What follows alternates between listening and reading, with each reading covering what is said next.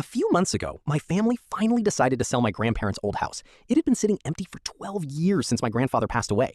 The place was falling apart with cracked walls, a leaking roof, and a backyard full of weeds. Everyone wanted to sell it quickly and split the money. But when the demolition team started tearing it down, they made a discovery that stopped everything. It all started when I was 10 years old. My grandfather was a quiet, strict man who barely spoke. He had one rule in the house: never go into the basement. Ever.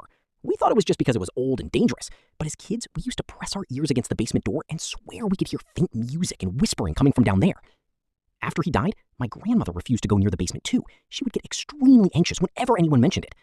When she passed away last year, the house finally became ours. We hired a demolition company. On the very first day, while breaking the old wooden floor in the living room, the workers found something strange: a perfectly hidden steel door underneath layers of concrete and wood. It looked brand new, even though the house was built in the 1970s. My father wanted to call the police immediately. My uncle wanted to open it right away.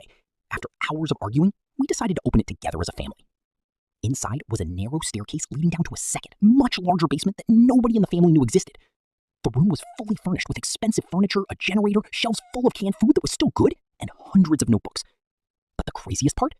Every single wall was covered with maps, newspaper clippings, and photographs of our entire family. Photographs of me, my cousins, and my parents, some taken when we were babies, some taken just a few years ago.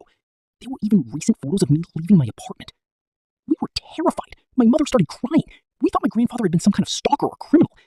But then we started reading the notebooks. In the very first notebook, my grandfather wrote, "If you are reading this, it means I failed.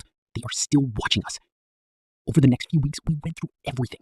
My grandfather had been a high-level cryptographer for the government in the 70s and 80s. He had accidentally discovered a major corruption scandal involving very powerful people. Instead of staying silent,